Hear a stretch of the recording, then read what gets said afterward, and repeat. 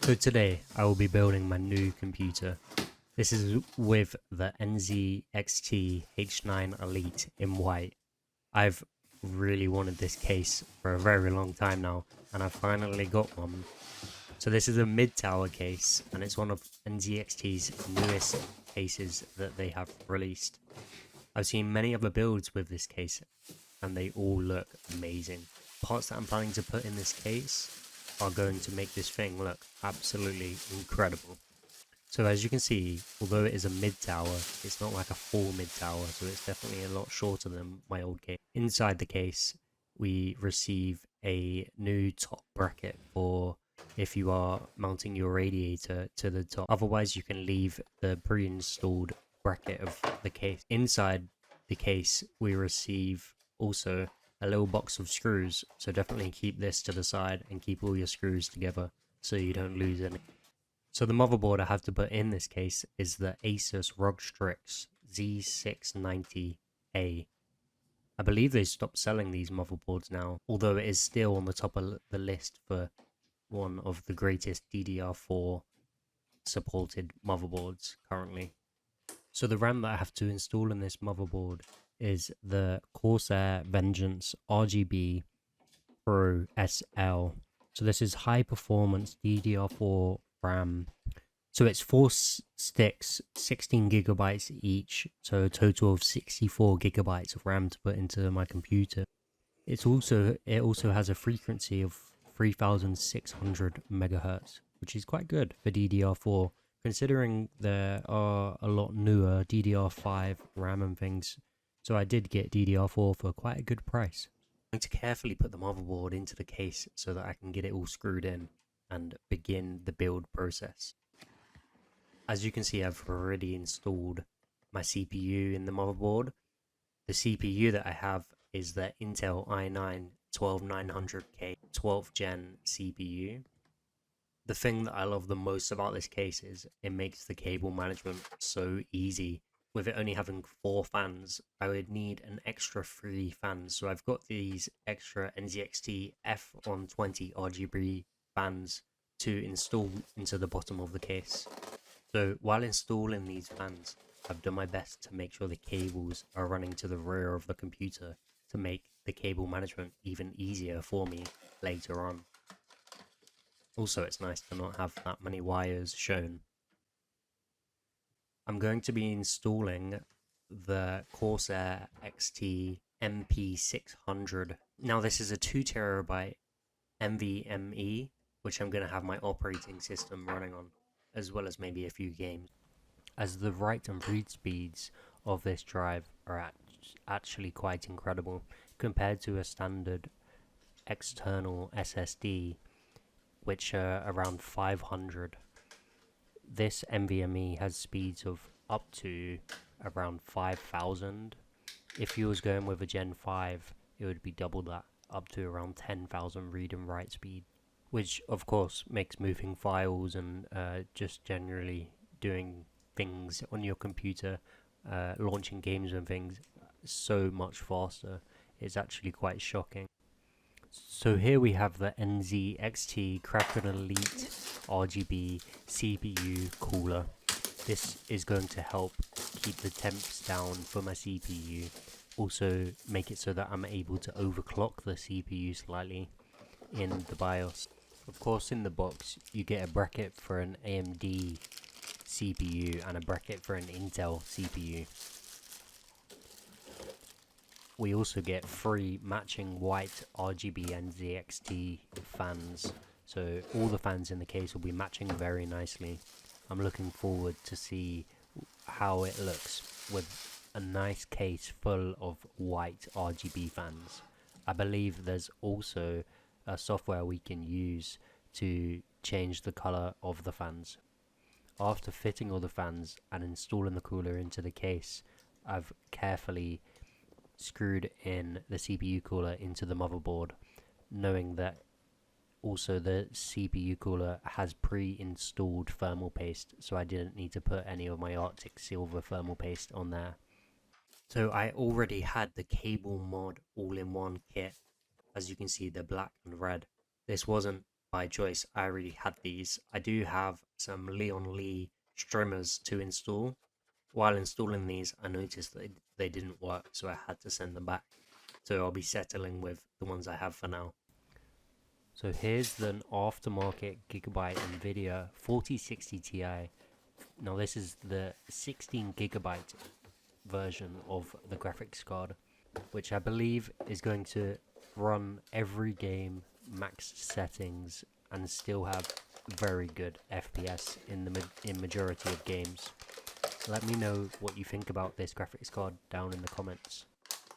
This graphics card is absolutely gorgeous. It does have a silver matte finish to it, which I wasn't expecting, but I think it will look absolutely amazing in my all white build. So this is the 16GB version of this card. It also comes in an 8GB version of the card. Although it's a cheaper version for the 8GB, I don't think it's worth getting an 8GB card, as you will struggle to run games in max settings and still have excellent frame rate. So just like that, I've carefully edited out over 3 hours of building this computer into this short video for you to enjoy. And here we go. I've booted up the computer, everything is working, and it looks absolutely gorgeous. Let me know what you think about my build in the comments. So the first thing that I'll do once I've turned the computer on is load into the BIOS and make sure all the parts are working properly and everything is compatible.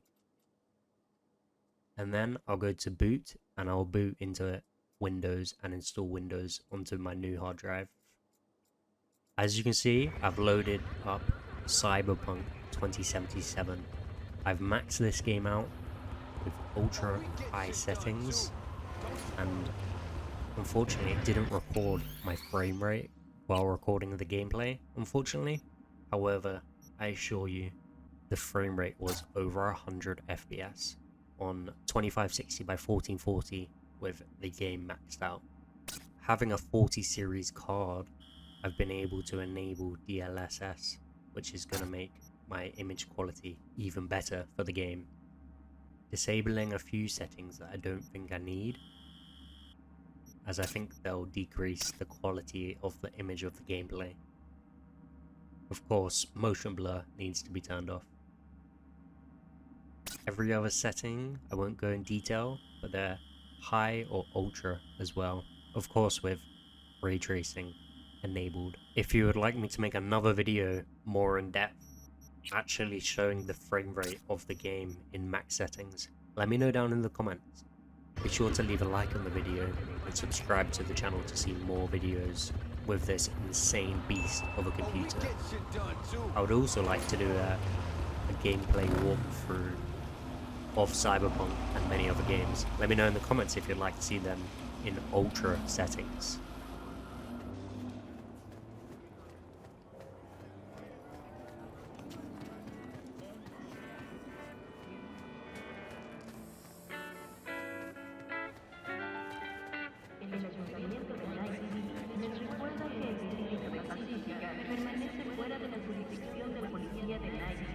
Man, now Julio's a real bastardo, man. Maybe Santa Muerte should pay him a visit. Hey, watch your tongue. What? The hell, June?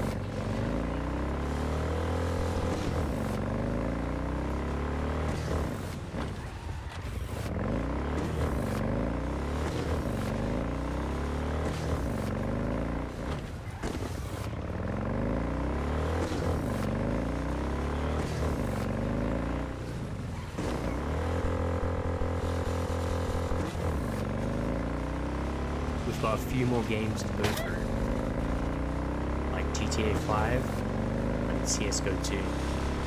Stick around to watch the rest of the gameplay.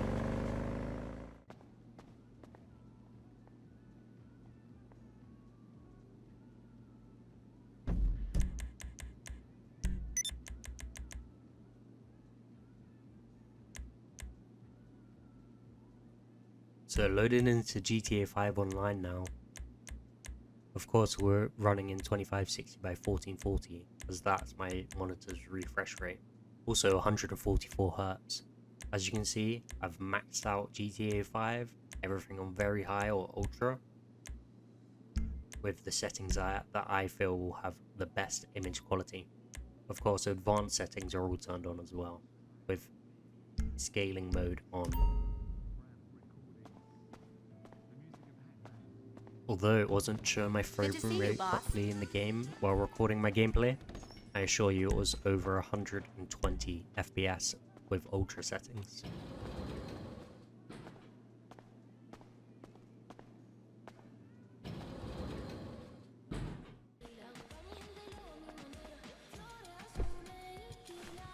I've always been a massive fan of GTA 5 since its release in early 2013. I can't wait for GTA 6, and now I feel this computer is ready for the next generation of Grand Theft Auto. Let me know down in the comment section if you're looking forward to GTA 6 as well. I mean, who isn't?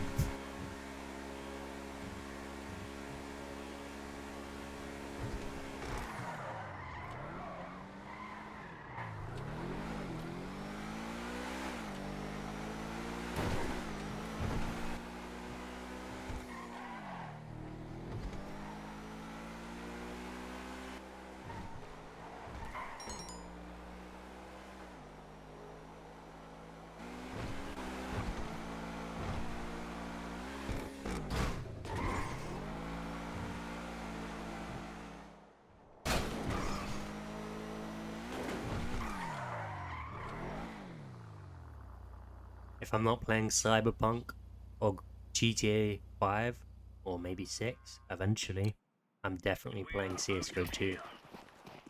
With CSGO 2 just releasing in early October, I'm still getting the hang of this game, considering I have been playing Counter-Strike Global Offensive for several years now, getting up to a rank of Master Guardian 2.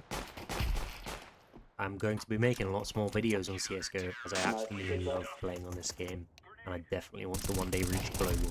Whether it's possible, we'll find out. So I hope you guys have enjoyed this video. If you have, please be sure to leave a like on the video and let me know what you think down in the comments. If you want any tips or tricks of building a computer, if you have any questions, if you're currently building your own, let me know down in the comments and I'll do my best to help you. Thank you very much for watching, and peace out. Long.